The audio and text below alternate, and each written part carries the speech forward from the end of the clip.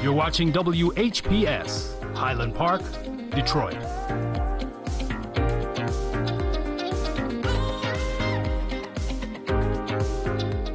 WGPR Detroit, HD2. The views and opinions expressed on the following show are not necessarily the views and opinions of WHPS, its affiliates, management, or sponsors.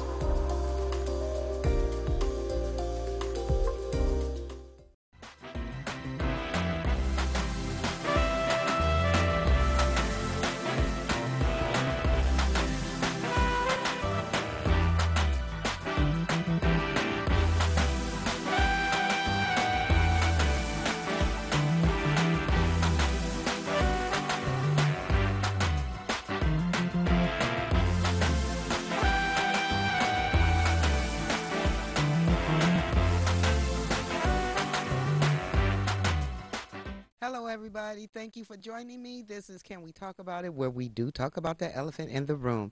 Before I begin, I want to give a shout out to my husband. Thank him for all of his endeavors, for watching over me, being with me, and loving me and caring for me. I want to thank my children for being in my life.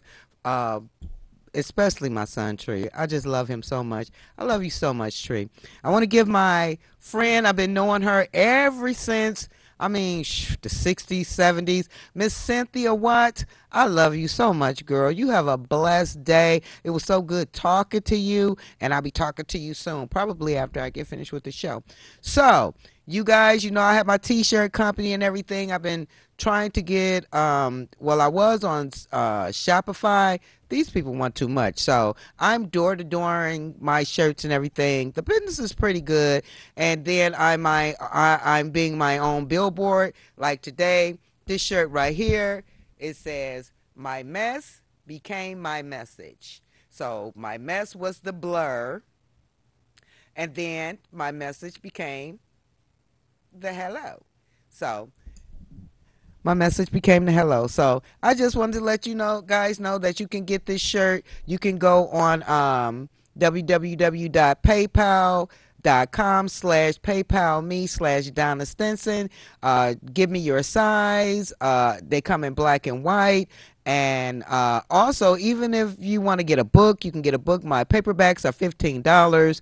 And just to support the cause, I appreciate everything you guys do. I really appreciate you guys. I never thought that I would be on this long, and I just thank you guys. It's because of you I'm still here. So if any of you guys have questions, you want to write me about my shirts, you can write me at DonnaStinson63@gmail.com. That's DonnaStinson63@gmail.com. So on to the show. So do any of you guys ever get stuff like this? Common Sense Choice. These people come out every year with this.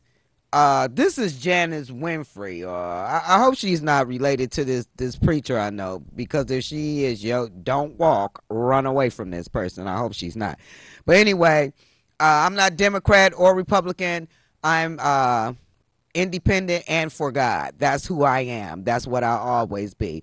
But how many people tells you that you need? I just want to read some of this buffoonery that's on this thing. So there's talking about she's been a Democrat all her life. Who cares how long she's been a Democrat? The thing is she gonna work for you? If she ain't worked for you all of these past years, what makes you think she's gonna work for you now? The only time you hear about people like Janice Winfrey, Rashida Tlaib, Mona Ali, all of these people is in June and right before November for other elections and so forth. To these people, it's all about their accolades. It's their stepping stone to where they want to go. They just want to be, they saying, well, because this lady was saying something about she's running for some district and, it's 700,000 people and you're the only one. You're not going to make it, boo. You're not going to make it. I don't know what's wrong with these. Some of my sisters need to get a grip and wake up. You are nobody's superwoman. And, we're being told that you're heading over 700,000 people and you're for the people. You're not for me. Don't speak for me. You politicians speak for a lot of folks that don't want you speaking for them. Stop speaking for, talking about I'm for the people. No, you're not. You're for you. You are for you. She got this thing up here. They talking about historical goals of the Democratic Party. I done told you guys once before. Democrat and Republican is one body. Just like us. We have a liberal side, we have a conservative side. Some of us is Democrat in some areas of our lives and some are Republicans. Don't let these people run this schmeal on you that Democrat and Republic are separate. They're not. They're not. Either way, they win and we lose. Now they have people out here talking about please vote. No, hold your vote. Some of you folks are gonna go. You're gonna vote for these folks. You're gonna run out and you're gonna say, okay, I'm voting for these folks.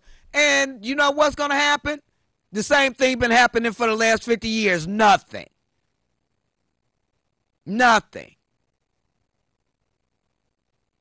If you don't cut them off from your valuables, which is your money and your votes, you're going to continue to get the same nothing burgers. No calories, no nothing, air, nothing. So it was one thing she said on here. Excuse me. This just didn't make any sense. They were saying the COVID pandemic created enormous hurdles. No, they didn't. Government created hurdles and confusion in the land. The divided states of America did that. So, not COVID. So they were saying that, a lot of the people weren't able to go vote and it wasn't convenient, it wasn't safe, it wasn't a timely manner. And then it said she took the initiative to make it happen.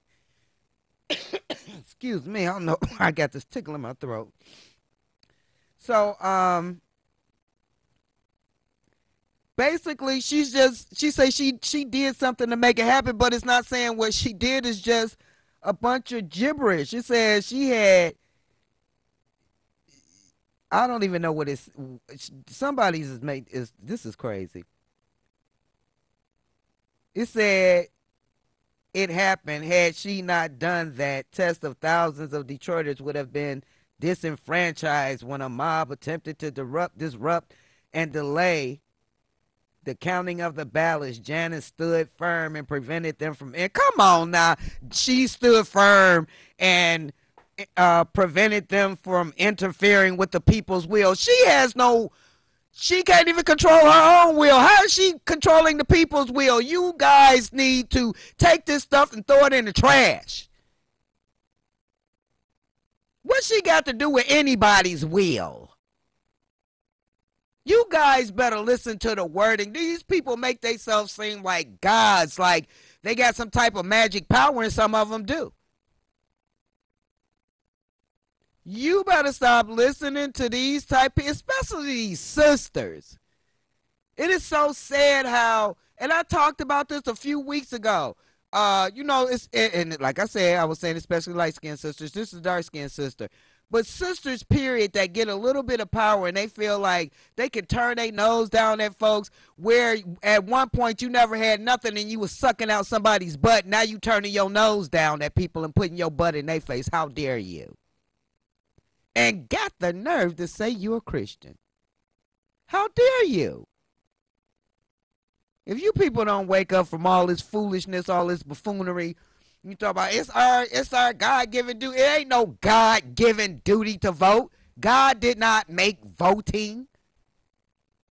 Man did. For man's pleasure, for man's power, for man's accolades, for man's stepping stone. And guess what? We're the peons to get them there. Stop voting for these folks. I'm telling you, if you don't vote this year, watch and see how much they do for the black people the next time the vote come around. Every year, ever since we've had the chance to vote, every year we get promised 40 acres and a mule. Do we ever get it? Nope.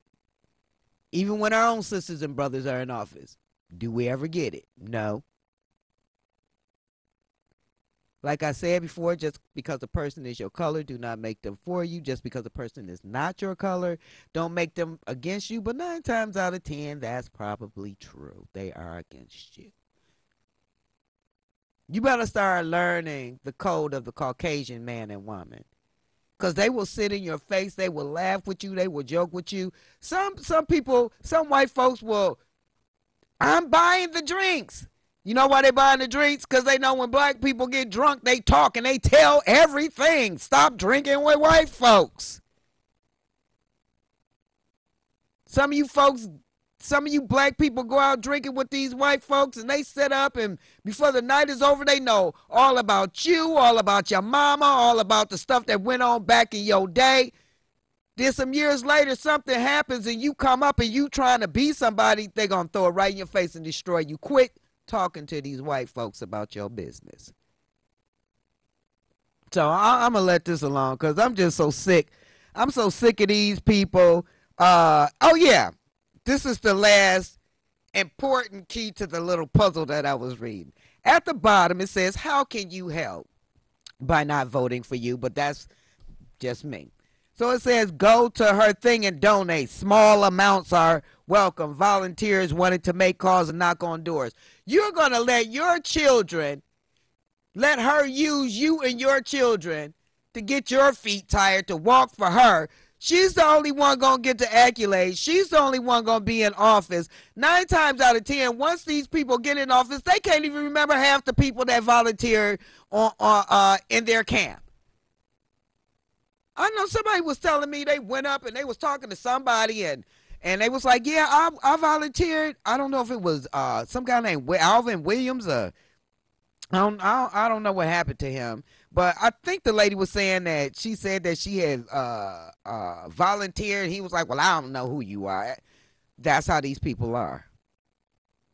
They don't know who you are. Their goal is to get where they need to go. And you are the peons to do it. So I'll take small donations. I'll take big donations. These people take donations under the table. I mean, people like LGBT, people give them, Asians, they give them money to keep their neighborhoods good. But because we don't give the money they give, we live in red light districts. Why is all these tire places and chop shops only in the inner city? You go out to the suburbs, you won't see none of that.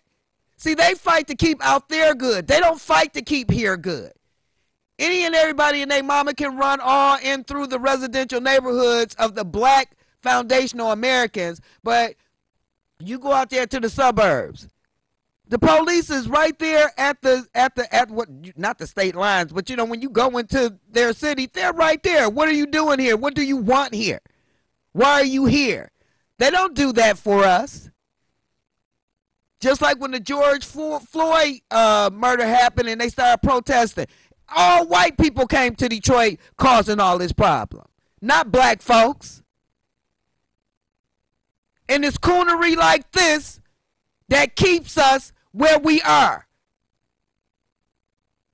Now, I will give it the benefit of the doubt and say maybe some people like Janice Winfrey and the rest of these people come in here and they have good intentions, but along the way, they forget about us. They don't care about us. All somebody got to tell them is here go $100,000, don't help your people, and we're going to make sure you get to where you need to go. You think they're not going to take that $100,000 over you? What you mean you fighting for the people? The people have to fight for the people. One person cannot fight for you. We, as a collective, have to fight together. And you listen to what these politicians say, and it's just so stupid. It's every year they come with the same schmeal, and you fall for it. And you fall for it every year. Now, before I go, I got to tell you something that I heard about in Philadelphia.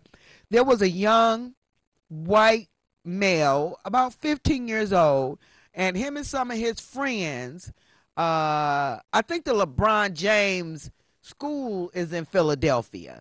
And there were some young black men playing, I think they were playing basketball. They were doing something. They were playing basketball, and it had to be like 10:40 at night.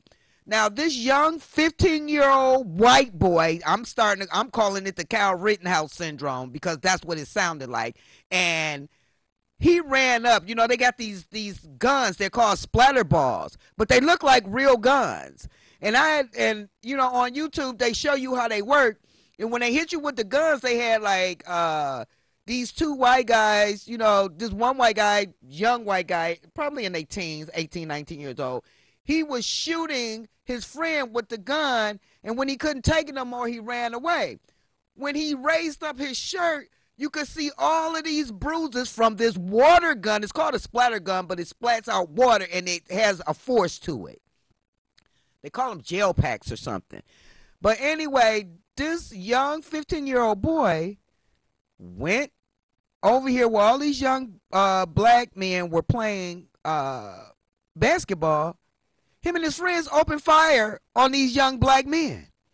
Now, these young black men didn't know if it was a real gun or what was going on. But they ended up catching this boy, and they beat that boy to death. They was under the impression that was a real gun, and he was trying to kill them. He ends up going to jail, and then now the news is portraying it like he was this innocent young man. He's never done anything. He was a good student. They're trying to make it seem like this young white man knew these young black men, and he didn't. And they talking about it's a shame that he had to die like that. That was just a shameful death, and these young black men shouldn't have did that to him. What you mean they shouldn't have done that to him? It's 10:40 at night. Why is this young boy, where's his parents at? Why is he out with a fake gun in the first place? Why are you turning this white boy into the victim when he went and victimized about 5 or 6 young black men? Now they've arrested the young men that killed this young white boy. Why are you arresting them? That's self-defense. And now the parents and the media is making it seem like this young boy was so good and he was a good kid and he was just fooling around and it was a friend spat. How is this a friend spat when you're running up on strangers that you do not know and you're aiming a gun at them, toy or not? What did you expect them to do? Lay down and just let this white boy shoot them? That's what I mean by the Kyle Rittenhouse effect.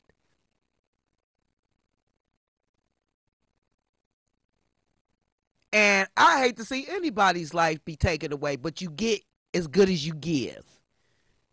You had them people thinking that their lives was in danger when really your life was the one that was in danger. We got these young white boys running around with this entitlement thinking that it's all right. And white supremacists in the courts and the higher ups, they're with them. You're not going to hurt our beautiful white boys, but you can kill our beautiful black boys in the street, cut them down like dogs every day of the year, but you're going to send these 2 young boys to jail because they were protecting themselves against a suspected, I'm starting to feel, a suspected white supremacist at the age of 15 running into a predominantly black playground where young men are playing basketball. You run up and shoot them with a water gun. So when the first thing comes, they probably thought they were grazed. They probably still was under the impression that it was a gun. From the way they're talking, this young boy is not. These 2 young black American boys are going to receive harsh time for self-defense. I'm going to keep you guys abreast of this story, and I'm going to get the information, and I want you to call whatever, I think it's in Philadelphia, the legislature, ask them, why is these boys in jail for protecting themselves? Now they're shielding this white boy that just died, calling him, a great kid. No, he wasn't a great kid. And his parents weren't great parents. Because if his parents were great parents, he would be in the house, in the bed, or in the bed watching TV. See, the news talk about our young black men like dogs. They portray them as crazy and out of the way and this and that and the other. But then something like this happened with a young 15-year-old white boy who actually initiated this and put his own life in danger. Oh, he's the hero of the story. How can that be? Oh, I forgot. We're living in white supremacist land. If we don't start stepping up for our young brothers, our young sisters, trying to find out what's going on, these boys were good boys. I think they say they were playing basketball at the LeBron James school on the basketball court or something. I'm going to do some more research on this. What's the white people's word? I'm flabbergasted that they would do this to these young black men. They were protecting themselves, viewers. They were protecting themselves. This young white guy, excuse me, this young white child and his young white friends ran up on black men playing basketball. What did you think was going to happen? Why do we always got to lay down and be the brunt of somebody's joke, or lay down and let our children die for whatever cause because we don't want our children to die. But then when things go south and it's one of your children, then you want the world to weep. I'm not weeping for that boy because that boy shouldn't have been in that neighborhood at that time of the night. I'm not weeping for his parents because as far as I'm concerned, they could be suspected white supremacists for all I know. Allegedly, they could be. So why am I mourning for someone who was harming my people? You guys better stop letting the media and a lot of these white parents that ain't doing nothing. Some of these parents are so methed out their mind, they let their children just run amok. Then they want to come in your face, especially if your child had something, involved in whatever the situation was. They want you to feel, stop letting people shame you, guilt shame you. Chickens are coming home to roost, in the immortal words of Malcolm X. When you do 1, 2, and 3 getting ready to start popping up. Why are white people so evil? I know that we are strangers in a strange land. I know that we have to deal with the things that go on. I know that this is going to get worse than this. They're using politicians, young white boys, the Senate, the Congress, the White House, Republicans and Democrats. All of this is one person. This is one entity with different faces. Why do you feel like you have to vote? I'm telling you, if you don't vote, that's when we're going to get the attention that we need and deserve. We're not playing with these reparations no more. We're tired of I was just telling you this about 2 weeks ago. Watch these young people that come, these young white folks that come into your neighborhood because you don't know what they're doing. Then they broke out and said, well, it was a prank. How's a prank when only the white folks know and the black folks don't know? It's been like that for us for years, ladies and gentlemen. Hello, welcome to the pranksters world, which you've been a part of for the last 50, 60 years. And I was too until my eyes got open. Now there's a lot of people that's saying that they're not going to vote. And now Congress or the powers that be or whoever it may be are saying that if you don't vote, you will be fined. Ever since I found out that no congressperson was doing nothing for me from the president level to the local level. I put my name in all of those boxes. You're not doing anything for me. And for you people that's out here getting ahead, saying you a politician, you this, you that, you doing this, you doing that, you're only doing as much as the powers that be will let you do too. You really don't have any power. You just want people to think you have power. So don't vote for these people. Your vote is precious. Your vote is very valuable. See, they'll go and get the elderly between June and the end of July, right before they start voting, or they'll even go and pick up these elderly. Some of these elderly people never picked up a book to read.